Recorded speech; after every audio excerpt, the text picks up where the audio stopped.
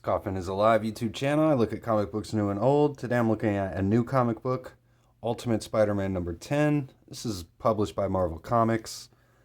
Jonathan Hickman is the writer. David Messina is the artist. Martin Coccolo is on the cover here. A cool cover. I like this cover. Doesn't really show us what's going to be happening in this book specifically, although maybe it's a hint at what could be happening, or perhaps maybe some hints at to the alliances that are possibly forming in this book. But we don't actually get a scene of Green Goblin kidnapping J. Jonah Jameson in this book or anything. It does immediately remind me of the cover from The Marvels by Alex Ross. I got that cover right here. You can see how it pretty clearly, I feel like, is an homage to this cover. Probably not the only Spider-Man comic book that has, this type of aesthetic with the eyeball and something happening in it, but it's got the Green Goblin there, so I thought it was kind of an homage. So I could be wrong, but we'll get into this book here. Kind of an interesting issue. We start off with Ben Parker, who is alive in this universe, and May Parker's been killed, along with Norman Osborn and his wife. They've also been killed in this universe, and it all happened during the same terrorist attack. But Ben Parker, he's getting some coffee here, and you'll probably need some coffee for this issue too if you ever pick it up and try and read it, because this whole issue is basically just a whole bunch of talking as we learn that Ben and J. Jonah Jameson, they're writing this story about how Stain Stark Enterprises got bought out by Oscorp, essentially. So they've done some investigative reporting. They found out that all these different shell companies, one after the other, leads right to Oscorp, being the entity that bought the Stark Stain Enterprise, essentially around the same time as all of these costumed vigilantes started flying around the city. So Ben and J. Jonah Jameson are starting to put two and two together about all of that.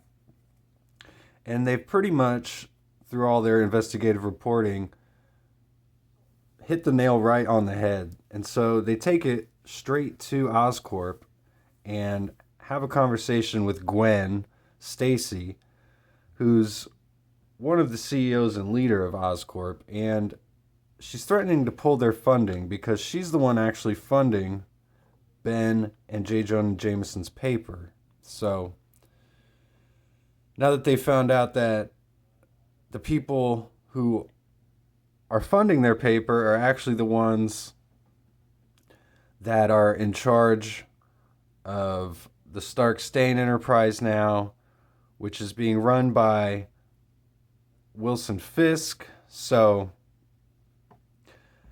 essentially now Ben and J. Jonah Jameson are trying to figure out why Oscorp would want a company that's run by Wilson Fisk. So, if you're as bored listening to me talk about this as I am talking to you about it, that's kind of how I felt reading this comic book, honestly. But to boil it all down, we finally learn that Harry Osborn, who is the Green Goblin in this universe, knows about Ben and J. Jonah Jameson starting to investigate their paper. So he invites them to come talk to him, and he's trying to get them to shut down this story that they're working on.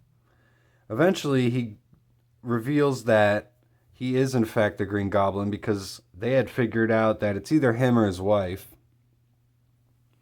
And he gives them this flash drive that has all the information on apparently the Maker, the Illuminati, everything that's going on in this universe. So Ben and J. Jonah Jameson decide that they're gonna go ahead and publish this story, whether Oscorp likes it or not. So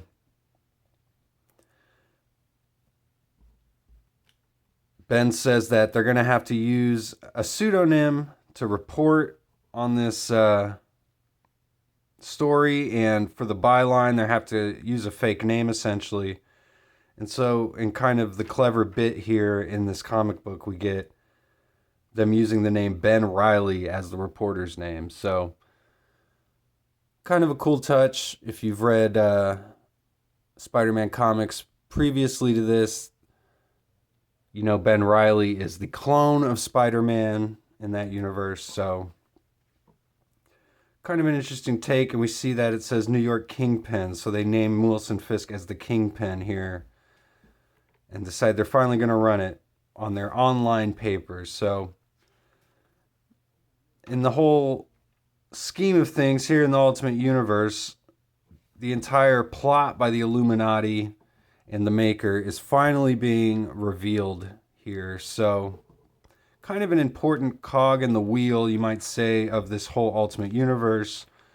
But no Spider-Man here in this whole book. So, pretty much every page has this like 3 panel setup where there's 9 panels in a page here.